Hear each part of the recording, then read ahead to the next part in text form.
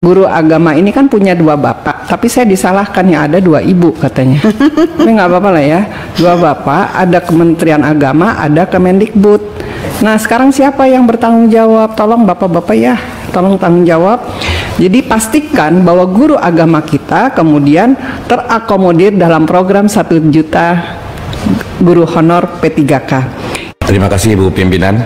Assalamualaikum warahmatullahi wabarakatuh. Waalaikumsalam warahmatullahi wabarakatuh. Selamat siang, salam sejahtera untuk kita semua. Om Swastiastu, Namo Buddhaya, salam kebajikan. Yang saya hormati pimpinan Komisi 10 DPR RI, para anggota yang saya muliakan, mitra saya, sahabat saya, Mas Iwan, Dirjen GTK Kementerian Pendidikan dan Kebudayaan, kemudian Pak Iwan, Deputi BPKP, Direktur Dana Transfer Umum, kemudian Bapak dan Ibu yang berbahagia. Mengawali segala sesuatunya tentu saya ingin memberikan sebuah apresiasi penghargaan atas kesempatan yang diberikan untuk guru-guru agama masuk ke dalam skema P3K ini. Apresiasi untuk Kementerian Pendidikan dan Kebudayaan, Menpan, BKN, Kementerian Keuangan. Walaupun menyisakan banyak persoalan buat kami karena kebanyakan guru-guru kami adalah guru-guru yang berada di madrasah. Saya mencoba memberikan catatan-catatan atas pertanyaan berdasarkan butir-butir yang disampaikan oleh Pak Sekretariat Komisi 10 yang disampaikan pada kami. Yang pertama bahwa mekanisme penganggaran Kementerian Agama Republik Indonesia terkait dengan skema pengangkatan guru tenaga kependidikan honorer menjadi ASN. Jadi Bapak dan Ibu yang saya hormati, bahwa rencana penganggaran Kementerian Agama terkait dengan skema pengangkatan GTK honorer menjadi ASN dilakukan melalui penyediaan anggaran dari Kementerian Keuangan yang tentu saja berbasis roadmap dari Bappenas. Dalam DIPA Direktorat Jenderal Pendidikan Islam tahun 2021 belum dialokasikan secara khusus anggaran untuk pengangkatan GTK honorer menjadi ASN. Sementara untuk kebutuhan pembayaran gaji guru sekitar 9.464 guru honorer sebagai sisa dari K2 yang direncananya akan diangkat melalui skema P3K tahun 2021 ini. Anggaran disediakan melalui mekanisme cost sharing dan selanjutnya untuk sisa kekurangannya akan diajukan melalui mekanisme anggaran BABUN di Kementerian Keuangan. Direktorat Jenderal Pendidikan Islam tentu saja sangat concern dalam membantu guru-guru non-PNS terkait dengan pemberian tunjangan profesi guru non-PNS di madrasah, TPG guru agama Islam non-PNS di sekolah umum, kemudian insentif ustadz di pondok pesantren, insentif guru non-PNS PAI, kemudian tunjangan guru non-PNS yang belum disertifikasi, guru non-PNS yang menerima tunjangan khusus termasuk guru non-PNS pada pendidikan diniyah formal dan muadalah di pondok pesantren. Mengenai regulasi yang diimplementasikan di Kementerian Agama, telah dikeluarkan hanya berupa surat edaran Sekretaris Jenderal terkait dengan pemenuhan kuota pengangkatan ASN yang diperoleh dari Kemenpan RB dan BKN. Sedangkan implementasinya dilaksanakan dengan mengikuti rambu-rambu yang telah ditetapkan melalui Penmenpar RB, kemudian PRKBKN, misalnya tentang syarat, kriteria, dan kuota atau jumlah ASN yang akan diangkat. Jadi pada saat ini kalau kemudian berapa kebutuhan GTK yang akan dijadikan ASN berbasis kebutuhan kami di madrasah, maka kebutuhan anggaran pengangkatan guru tenaga honorer pada madrasah ini hanya madrasah, artinya pendidikan Islam, karena pendidikan agama lain juga membutuhkan anggaran. Pada tahun 2021 sekitar 3,6 triliun untuk 96.400 PPK dengan asumsi setiap bulan 3.100.000 selama 12 bulan. Sedangkan untuk 2022 dibutuhkan 1,8 untuk 48.200 PPK PNS baru ditambah dengan PPK P3K sebelumnya, sehingga kebutuhan anggaran yang akan dibutuhkan mencapai 5,4 triliun. Kemudian pada tahun 2023 kebutuhan anggaran sebesar 1,8 untuk membayar 48.200 PNS baru ditambah dengan angka tadi, sehingga pada tahun 2023 kebutuhan kami sekitar 7,2 triliun. Adapun pengangkatan guru honorer di sekolah khususnya di SMP, SD, SMA dan SMK yang menjadi P3K tahun 2021 yang akan mengangkat sebanyak 27.300, yang nanti mungkin dikoreksi oleh Mas Iwan karena hasil pemadanan data ternyata ada ganda-ganda ya. Kementerian Agama tidak memiliki kewajiban untuk mengalokasikan anggaran tersebut mengingat guru agama yang disebutkan tadi diangkat oleh Pemda, dan sesuai dengan regulasi yang ada, Kementerian Agama memiliki tanggung jawab hanya dalam persoalan pemetaan, kemudian pengusulan kebutuhan guru agama yang ditujukan kepada Kemenpan RB, dan mengawal muatan pendidikan agama termasuk dalam konteks pengangkatan P3K adalah menyiapkan soal dan modul seleksi.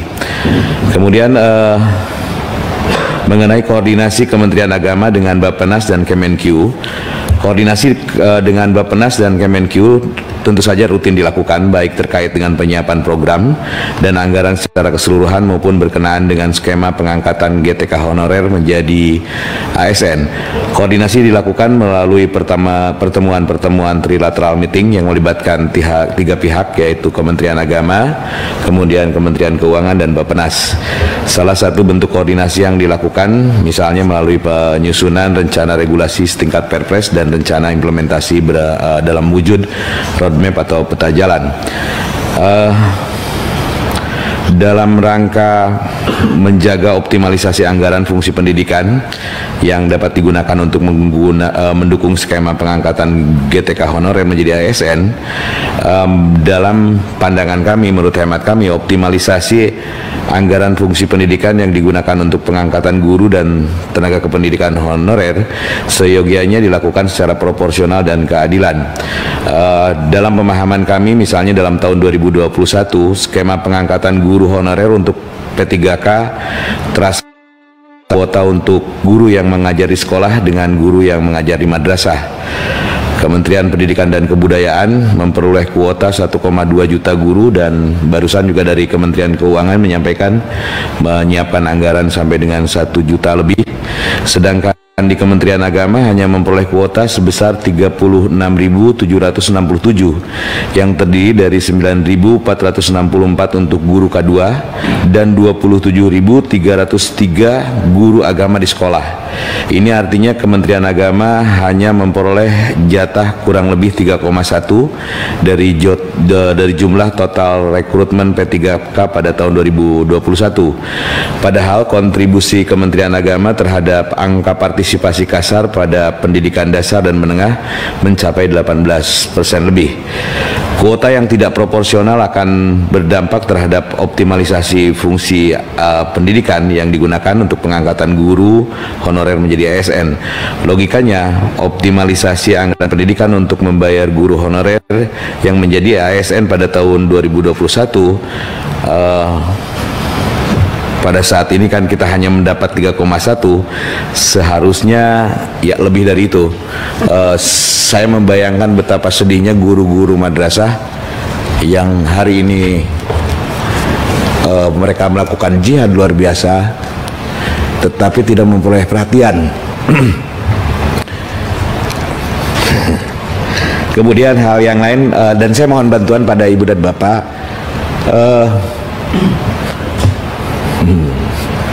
madrasah ini adalah tumpuan pendidikan agama yang dalam pandangan kita melakukan banyak hal dalam peningkatan kapasitas sumber daya manusia.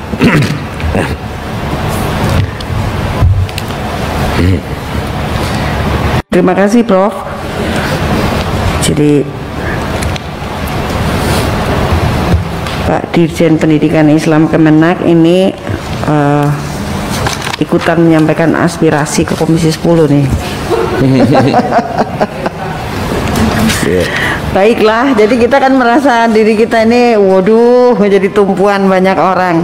Seandainya kami mampu, seandainya kami bisa dengan senang hati, Pak, menambahkan kuota. Seandainya kita yang berwenang gitu ya, menambahkan anggaran, ya dengan senang hati kami akan menambahkan anggaran. Karena apapun yang namanya guru, itu kesejahteraan dan perasaan kenyamanannya itu memang menjadi nomor satu. Ini berarti perasaannya guru agama kan begini nih kira-kira.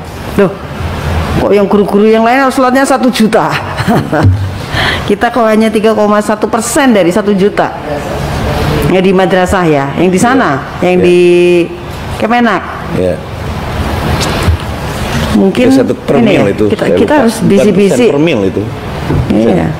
Bisi Pak Kemenak ya? Anu kayak Mas Nadim gitu. Mungkin surat gitu ya. Kayak gitu deh.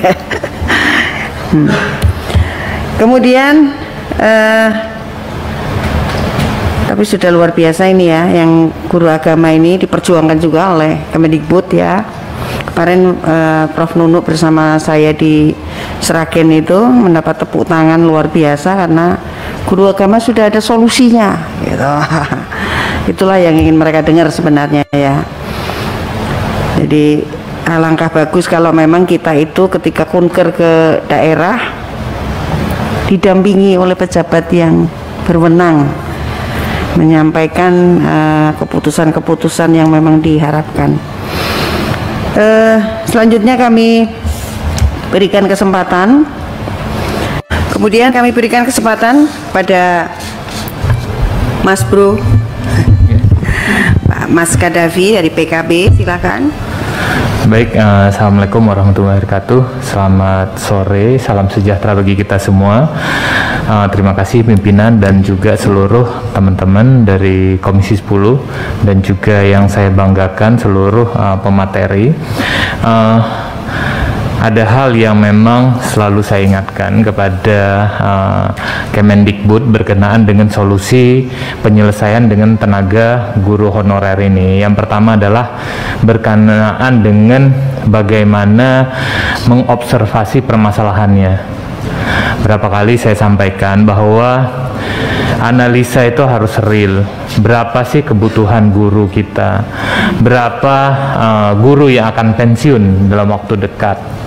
Dan juga berapa kebutuhan guru-guru di wilayah-wilayah 3T. Data tersebut itu akan jadi memudahkan kita dalam perencanaan pengembangan SDM kita ke depan.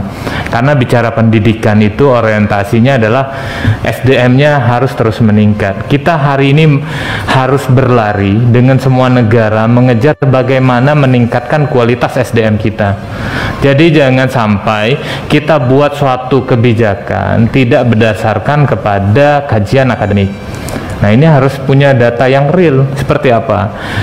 Nah, saya sarankan kepada Mas Iwan nanti coba diajak teman-teman dari asosiasi ini kan banyak, mungkin dari GTKHN plus 35 ini diajak ngobrol apa sih permasalahan-permasalahan dan kendala-kendalanya. Kemudian juga ada asosiasi-asosiasi lainnya. Nah, ini menjadi pengkayaan nanti dalam pengambilan kebijakan seperti disampaikan Mas Pur, Mbak Maesti. Kita bisa tahu ukurannya kapan ini bisa selesai, dan harapannya peningkatan lompatan kualitas pendidikan di Indonesia, lompatan hasil SDM kita itu kapan targetnya, itu kan jadi terukur, Mas. Jadi bukan menyelesaikan masalah guru honorer ini udah selesai, masih banyak PR kita.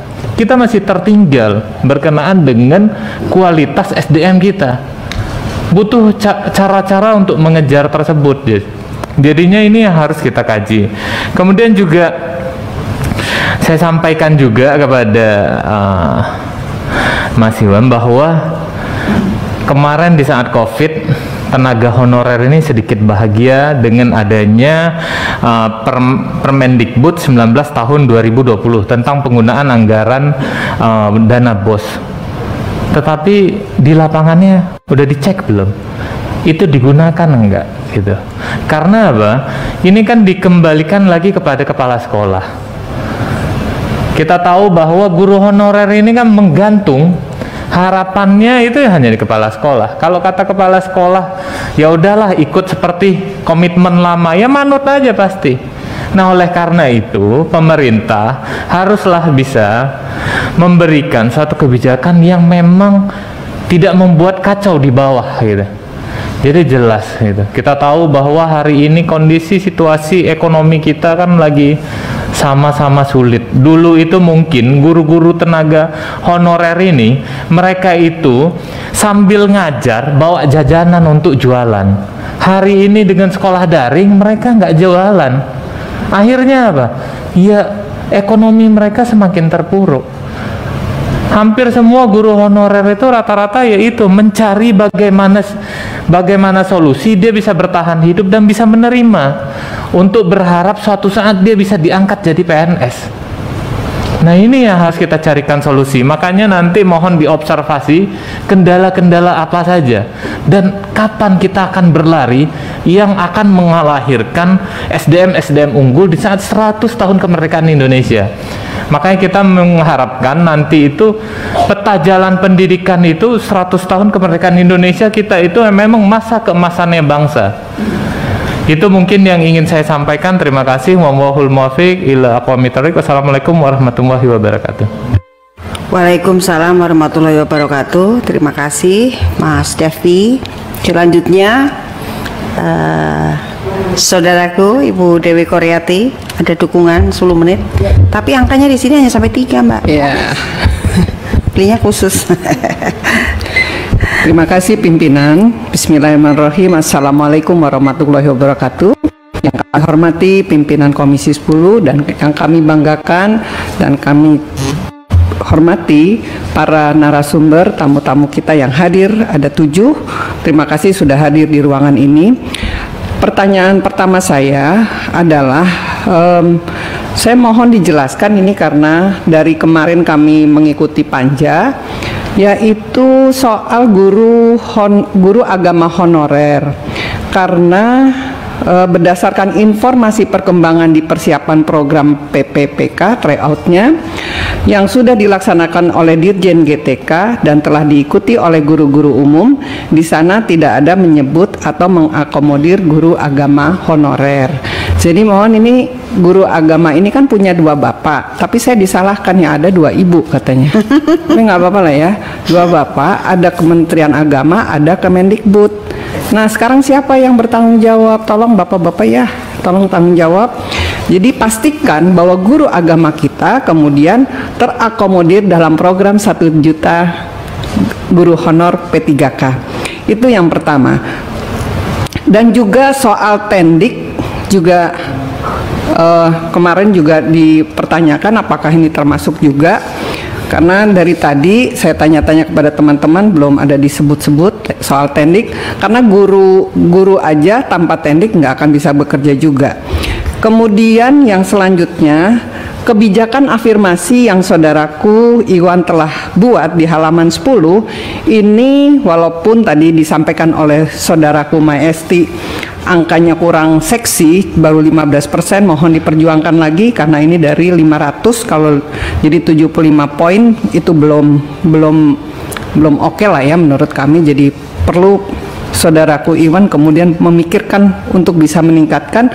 Dan ada mohon tambahan 1 saudaraku, yaitu kebijakan afirmasi ini ada bonus untuk guru-guru yang berada di 3T, karena ini nggak disebut di sini. Di proposal saudaraku tidak disebut di halaman 10. Jadi mohon kalau memang sudah ada, alhamdulillah, tapi kalau belum tolong tambahkan. Jadi nanti ditambahkan bonus untuk guru-guru yang berada di 3T. Kemudian kami juga mendengarkan dari pemerintah kabupaten maupun provinsi menyampaikan bahwa ketidakmauan mereka atau kekhawatiran mereka untuk mendaftarkan seluruh guru honor yang ada itu karena belum ada sosialisasi dan regulasi. Sebentar, ini saya baca hasil rapat kami, kita bukan kami, yaitu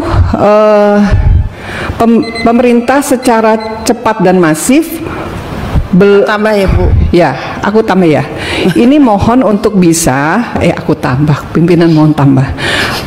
Mohon bisa untuk pemerintah secara cepat dan masif untuk memberikan sosialisasi dan pemberitahuan secara tertulis yang disampaikan pemerintah pusat kepada pemerintah daerah terkait dengan skema penganggaran untuk membiayai gaji dan tunjangan ASN yang diangkat melalui program 1 juta PPPK tahun 2021 serta melakukan sinkronisasi peraturan perundangan-undangan yang terkait.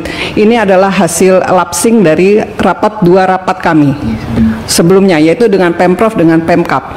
Karena ternyata sosialisasi ini dan pemberitahuan secara tertulis belum diterima secara masif merata kepada seluruh pemerintah provinsi dan kabupaten. Contoh, Bengkulu Selatan sampai hari ini belum memberikan daftarnya karena mereka menghitung keuangannya nggak sanggup kalau misalnya membiayai. Nah, kalau sudah ada keputusan yang seperti tadi saya dengarkan, tolong segera lakukan sosialisasi dan regulasinya diberikan secara tertulis.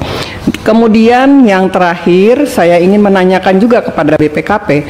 Tadi BPKP pada pernyataan terakhir bahwa segala perencanaan dan pelaksanaan selalu diawasi oleh BPKP.